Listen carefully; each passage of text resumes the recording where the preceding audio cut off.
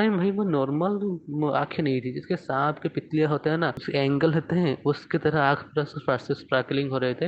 वो लड़की साधारण लड़की नहीं, तो उसे लेके जाने वाली थी, तो वो उसे प्यार करती है ना, इसलिए तो बच गया। और अगर वो चाहती तो जितना आत्मा को तो लगभग साथ ले जाती।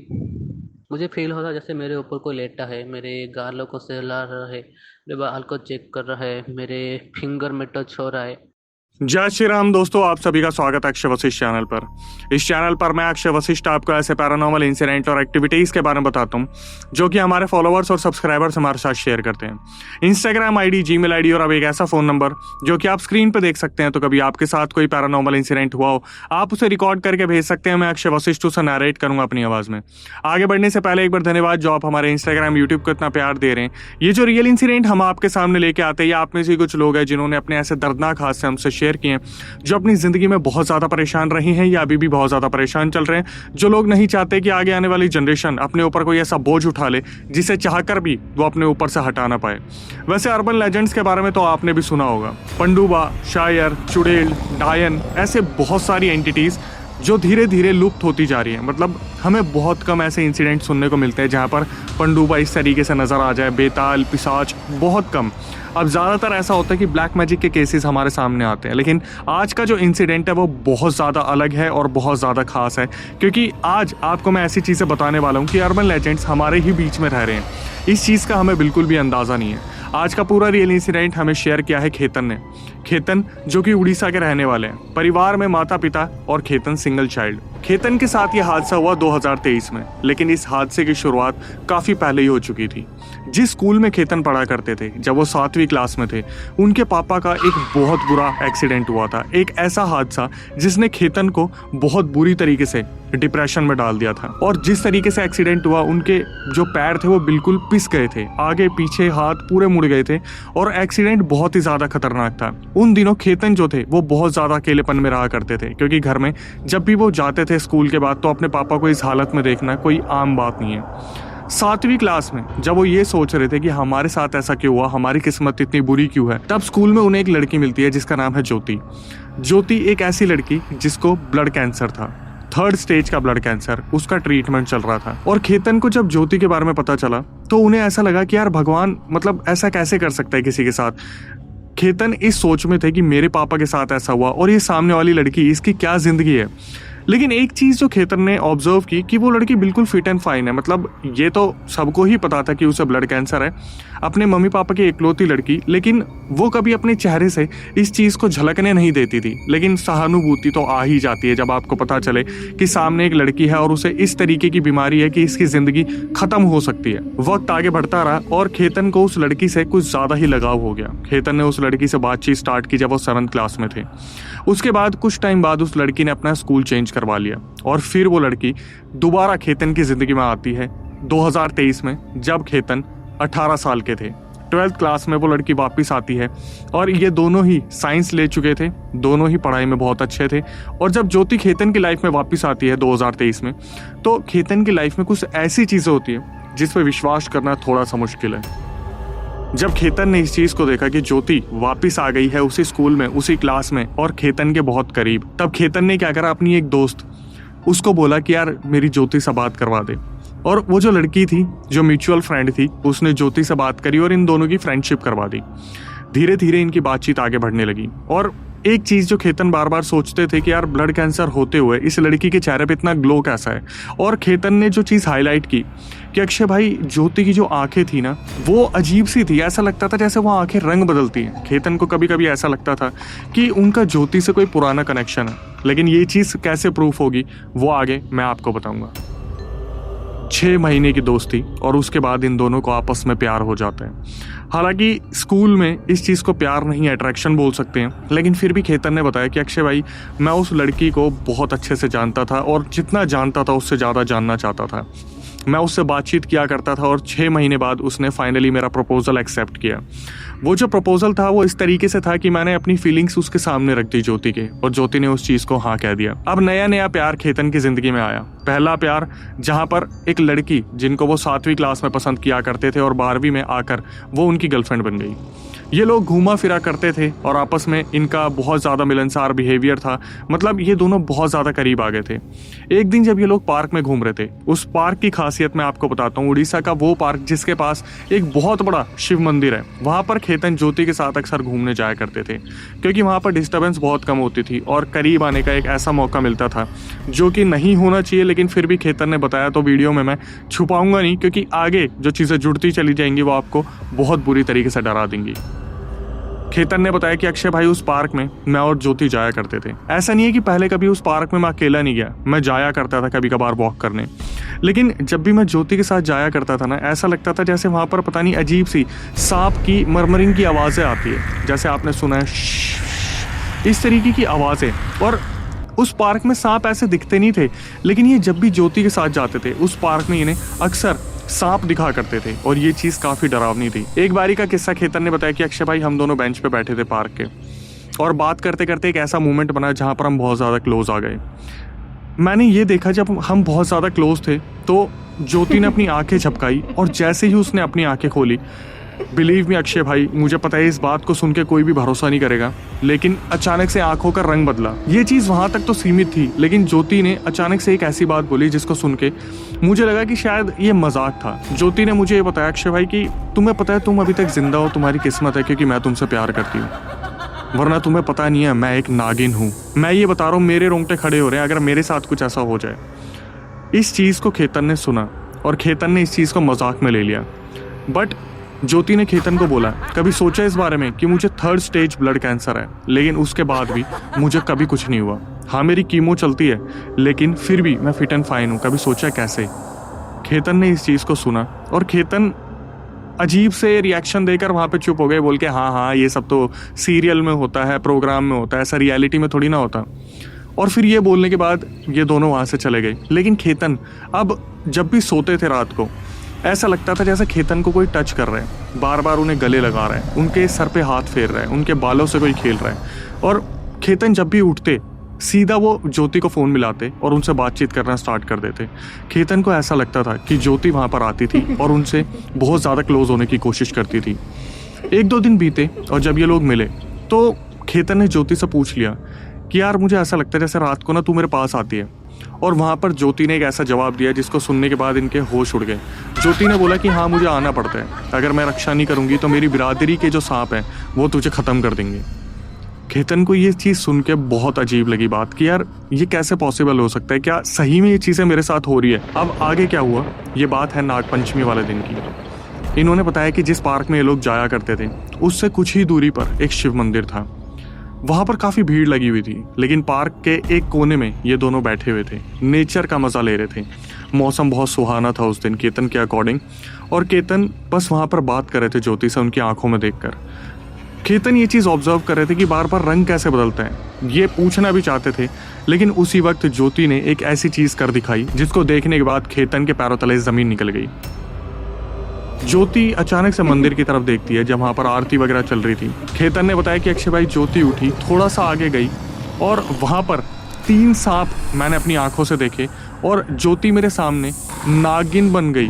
वहाँ पर उसने अपना रूप बदला और नागिन बनने के बाद वो उन सांप के पास गई, उसने कुछ बात की, उनसे पता नहीं क्या करा और वापस आकर वो एक्चुअल में ज्योति बन गई। ये चीज़ जब खेतन ने देखी, खेतन को समझ में आ गया कि उन्होंने बहुत गलत जगह हाथ डाल दिया। खेतन बस वहाँ से निकलने के बारे में सोच रहे थे और ज्योति बस यही बोल रही थी कि मैंने तुम्हें कहा था ना, एक दिन असली रूप तुम्हें मेरा दिखेगा, आज तुमने मेरा असली रूप देख लिया है। खेतन वहाँ से निकले, पूरे रास्ते घबराए हुए, वो बहुत ज़्यादा टेंशन में थे। सीधा अपनी मम्मी के पास गए और अपनी मम्मी को सब कुछ बता दिया। उन्होंने बताया कि मम्मी, जिस लड़की से मैंने आपकी फ़ोन पर बात करवाई थी वो एक नागिन है।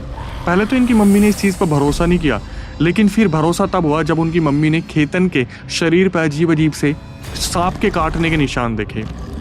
उनकी मम्मी बुरी तरीके से डर गई थी। उनकी मम्मी ने बहुत सारे लोगों से बात करने की कोशिश की, लेकिन खेतन तो जैसे अलग ही प्यार मोहब्बत में पड़ा हुआ था। जिस दिन खेतन ने ज्योति को नागिन बनते देखा था और जिस दिन ये अपने घर आए थे, उससे अगले ही दिन इनको सुबह उठते ही इनके घर के बाहर एक पीला नाग दिखता था।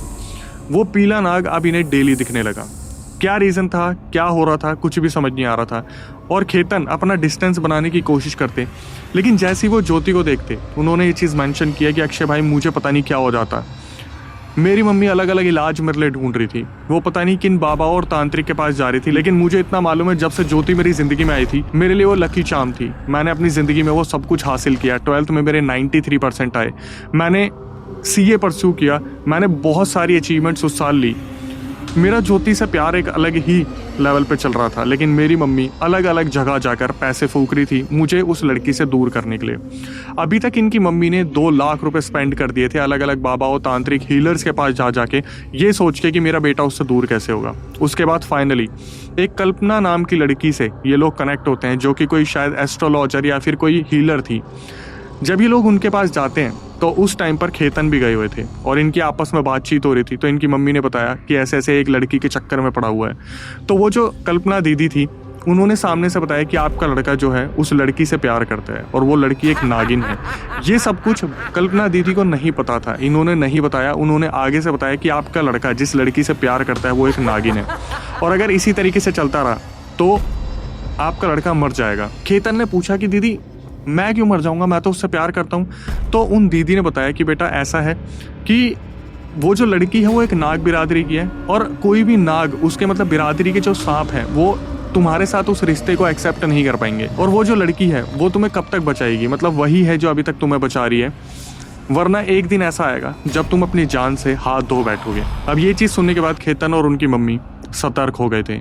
ये लोग घर वापस आते हैं और खेतन को खूब समझाया जाता है कि उस लड़की से दूर रहना, लेकिन खेतन कभी भी उस लड़की से दूर नहीं हो पाए। जब भी वो ज्योति को देखते वो अलग ही भावनाओं में बह जाया करते थे। फिर एक ऐसा इंसिडेंट हुआ जो बहुत ही दर्दनाक था। खेतन ने बताया कि भाई मुझे अपने गाँव जाना था। मैं अपने गाँव गया और वहाँ से मेरे मामा का घर, मतलब जो गांव वाला घर है उससे मेरे मामा का घर मुश्किल से 5.5 किलोमीटर की दूरी पे था। मैंने स्कूटी उठाई और स्कूटी चलानी स्टार्ट की। मुझे नहीं पता रास्ते में अचानक से क्या हुआ, बिल्कुल स्ट्रेट रोड थी, कोई डिस्टर्बेंस नहीं थी। मेरे को ऐसा लगा जैसे स्कूटी मेरी किसी ने उठा के फेंक दी। मेरे राइट शोल्डर में बहुत चोट लगी। मेरे मामा वहाँ पर आए और मैंने लेफ़्ट हैंड से फ़ोन किया था, उन्हें बुलाया था। और जब मामा वहाँ पर आए तो उन्होंने जो स्थानीय लोग थे जो वहाँ बैठे हुए थे रोड के आसपास उनसे बात की, तो उन्होंने भी ये बताया कि लड़का बहुत धीरे स्कूटी चला रहा था, अचानक से पता नहीं क्या हुआ। फिर एक चीज़ खेतन को याद आती है कि आज सुबह उन्हें वो पीला सांप नहीं दिखा था। इस एक्सीडेंट के बारे में ये अपनी मम्मी को बताते हैं, खबर तो पहुंच ही जानी थी। और फिर ये लोग कल्पना दीदी के कांटेक्ट में आते हैं।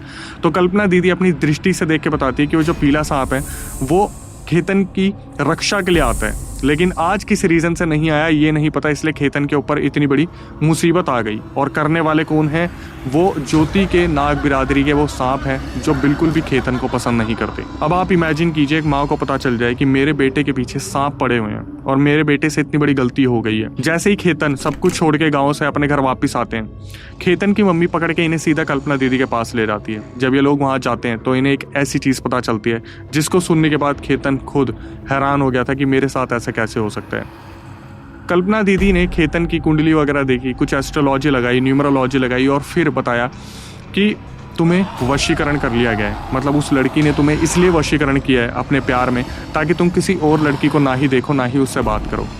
और वो जो सांप है वो तुम्हारी प्रोटेक्शन में आता था, लेकिन अब शायद उस सांप को किसी ने रोक दिया है और उसकी जो बिरादरी के सांप है वो तुम्हें मारना चाहते हैं। वो लड़की भी तुम्हें एक हद तक बचा पाएगी, तुम्हें अपने जान से हाथ गंवाने पड़ेंगे अगर तुम उस लड़की से दूर नहीं हुए तो। ये सुनने के बाद जो खेतन की मम्मी थी वो बुरी तरीके से फूट फूट के रो रही थी और खेतन को समझाया जा रहा था कि इस वशीकरण से बाहर आ जा। लेकिन खेतन ने हमेशा ये चीज़ मेंशन की कि अक्षय भाई मुझे नहीं लगता मेरे ऊपर वशीकरण हुआ था, मुझे बस बताया जा रहा था। लेकिन ज्योति से जो प्यार खेतन करते थे, अब ये प्यार था या अट्रैक्शन, लेकिन ये अलग ही लेवल की एक चीज़ थी। इसके बाद एक रात की बात जो बहुत हैरान कर देने वाली है खेतन ने हमें बताई कि अक्षय भाई मैं और मेरी मम्मी सोए और दोनों ही हम चिल्ला के उठे। और जब दोनों ने आपस में डिस्कस किया तो पता चला कि इन्होंने एक ही सपना देखा है दोनों ने। और उस सपने में एक नाग आया, वो नाग इनको दोनों को बोलता है, जैसे उनकी मम्मी को बोला कि तेरा बेटा बच गया ना। और खेतन को भी यही सपना आया। खेतन ने बताया भाई मुझे एक नाग दिखा, बोला कि तू बच गया ना, तू बचा सिर्फ इसलिए क्योंकि वो लड़की ने तुझे बचा लिया। वो लड़की जिस दिन तेरी ज़िंदगी से अलग होगी ना, हम तेरे को लेके चले जाएंगे। ये सेम सपना दोनों माँ बेटे ने देखा और इस बारे में ये कभी भी पिताजी को नहीं बता पाए क्योंकि पिताजी की हालत बहुत ख़राब थी, वो अभी तक रिकवर ढंग से कर नहीं पाए थे। तो ये लोग आपस में इस चीज़ को छुपा के रह गए। खेतन ने बताया कि अक्षय भाई मेरी मम्मी जिम इंस्ट्रक्टर है और मैं बस बता नहीं सकता कि उस लड़की से मेरी क्या अटैचमेंट थी। खेतन के साथ ये सारी चीज़ें हो ही रही थी और खेतन को समझ नहीं आ रहा था कि इन सब चीज़ों से बाहर कैसे निकलना है। इनके घर से धीरे धीरे सामान गायब होना शुरू हो गया। खेतन ने इस चीज़ को ऑब्जर्व करा कि मम्मी भी इस बारे में बात करती है कि घर में रखा सामान इधर से उधर हो जाता है, घर की ज्वेलरी पता नहीं कहाँ गायब होने लग रही है और इनका इसके पास कोई रीज़न नहीं था। जब भी ये इस बारे में ज्योति से बात करने की कोशिश करते तो इनकी मम्मी ने रोक देती। फिर क्या हुआ, खेतन ने बताया अक्षय भाई मेरा एक दोस्त है, उसका पूरा परिवार तांत्रिक है, मतलब वो इन्हीं सब पूजा पाठ में है। तो एक दिन खेतन ने अपने दोस्त को बताया कि भाई ऐसे ऐसे मेरे साथ हो रहा है और मैं ज्योति को बहुत प्यार करता हूँ, लेकिन एक एस्ट्रोलॉजर दीदी है, उन्होंने बताया कि वो एक नागिन है। इनका जो दोस्त था वो इनको घूर के देखता है और बोलता है कि हमारे पूरे परिवार को पता है कि वो नागिन का परिवार है, वो लड़की एक नागिन है, तू बच गया साले, उससे दूर रहे। ये चीज़ जब खेतन ने सुनी वो और ज़्यादा डर में चले गए कि मतलब ये लोग तांत्रिक है तो ऑब्वियसली इन्हें तो पता ही होगा कि यहाँ पर क्या होता है क्या नहीं होता। खेतन ने बताया अक्षय भाई वो लड़की मेरे घर से 1.5 किलोमीटर की दूरी पर आती है, लेकिन अभी 2025 चल रहा है और मैं उस लड़की के बिल्कुल भी टच में नहीं हूँ। उसने भी मुझे ब्लॉक कर रखा है, मैंने भी उसे ब्लॉक कर रखा है। ये रियल इंसिडेंट खेतन ने हमसे शेयर किया क्योंकि वो जानना चाहते थे कि मैं अपनी ऑडियंस से पूछूं कि क्या किसी और के साथ भी ऐसा कुछ हो रहा है या सिर्फ खेतन ही है जो एक नागिन का शिकार बने। उन्हें ऐसा लगता है कि अभी भी उनके ऊपर कहीं ना कहीं वशीकरण रह रहा है, मतलब वो कभी भी उठते बैठते हैं तो उनके दिमाग में ज्योति के बारे में चीज़ें आ ही जाती है। और ज्योति वो लड़की है जो अपनी ज़िंदगी में मस्त है। और जब वो 7वीं क्लास में थे तब उन्हें पता चला था कि ज्योति को ब्लड कैंसर है, लेकिन आज वो लड़की अपनी ज़िंदगी में बहुत आगे बढ़ गई और जो खेतन है वो कहीं ना कहीं पॉज लेके एक ही सिचुएशन में रह गए। खैर वो अपनी ज़िंदगी में स्टेबल होने की कोशिश तो कर रहे हैं, लेकिन उन्हें ये समझ नहीं आ रहा कि क्या सही में किसी की ज़िंदगी में इस तरीके से नागिन आ सकती है। उन्हें बस इतना याद है कि ज्योति कहा करती थी मैं तुमसे बहुत प्यार करती हूँ और मैं तुमसे अलग नहीं होना चाहती, लेकिन मैं तुमसे शादी भी नहीं कर सकती। मेरी बिरादरी के सांप बिल्कुल भी इस चीज़ को एक्सेप्ट नहीं करेंगे। खेतन ने बताया कि अक्षय भाई एक चीज़ मैं आपको बताता हूँ, जब ज्योति मेरी लाइफ से चली गई ना तो मैंने बहुत लॉस झेले हैं। ऐसा लगा जैसे ज्योति अपने साथ एक लकी चार्म लेके आई थी और वही लेके चली गई। इन्होंने स्टॉक मार्केट में 3,000 रुपये लगाए थे जिससे इन्होंने 90,000 तक बनाए, लेकिन जैसे इनकी लाइफ से ज्योति चली गई ये माइनस में आ गए, वो सारे के सारे पैसे इनके डूब गए। हालांकि इन चीज़ों को उन सब चीज़ों से फाइनेंशियल चीज़ों से कनेक्ट करना थोड़ा सा बेवकूफ़ी वाली चीज़ होगी, लेकिन खेतन ने खुद बताया कि अक्षय भाई बिलीव मी मैंने एक नागिन से प्यार किया और मैं उसके बहुत क्लोज होके आया हूँ। हमारा कभी उस तरीके से फिजिकल रिलेशन तो नहीं बना, लेकिन जब मैं बहुत क्लोज की बात कर रहा हूँ तो आप समझ सकते हैं कि हम जब भी टाइम स्पेंड किया करते थे तो हमारा बहुत अच्छा वक्त गुजरता था। अब वो अपनी लाइफ में खुश है और मैं अपनी लाइफ में खुश हूँ। वो पीला सांप कभी दिखा नहीं, ऐसा लगा जैसे रास्ते से उसे हटा दिया गया और प्रोटेक्शन वगैरह सारी खेतन की ख़त्म कर दी है। लेकिन खेतन की मम्मी उनकी प्रोटेक्शन के लिए बहुत सारी चीज़ें कर रही हैं जिस वजह से खेतन अब अपनी ज़िंदगी में बिल्कुल स्टेबल है। इसके बाद मैं यही जानना चाहूँगा कि आप लोग कमेंट सेक्शन में बताना कि क्या सही में इच्छाधारी नाग नागिन होते हैं और ये जो अर्बन लेजेंड होते हैं इनके बारे में आपने कभी सुना है? सुना ज़रूर होगा दादा दादी नाना नानी से, लेकिन ज़रूर मुझे भेजिएगा अगर ऐसा आपके पास भी कोई किस्सा हो। इसके बाद यही कहूँगा moral of the story conclusion में कि भाई प्यार को समझना आज के टाइम पर बहुत मुश्किल है, क्योंकि आए दिन हमें किसी नए इंसान से कब अट्रैक्शन हो जाता है पता ही नहीं चलता। तो मैं यही कहूँगा कि थोड़ा सोच समझ के जिसको भी आप चुन रहे हो थोड़ा सोच समझ के, क्योंकि वो प्यार नहीं अट्रैक्शन भी हो सकता है। मैं खेतन के जज्बातों की कदर करता हूँ, लेकिन उसी के साथ अपनी जनता का भला चाहता हूँ। तो थोड़ा सा सोच समझ के कि कहीं आप प्यार का सोच के निब्बा निब्बी के चक्कर में ना पड़ जाओ। ये बहुत कम उम्र होती है जहाँ पर आप किसी से दिल लगा लो, तो आप फिर जब दिल टूटता है तो आप कोई गलत डिसीजन ज़रूर लेते हो। इसलिए मैं अपनी जनता को हमेशा ये समझाऊंगा कि ऐसे गलत डिसीजन से बचें और कोशिश करें जब आप अपनी लाइफ में अच्छे से सेटल हो गए हैं, जब आपकी अच्छी जॉब हो गई है, आप फाइनेंशियली बहुत स्ट्रांग हो गए हैं, तब आप इन चीज़ों में पढ़ो।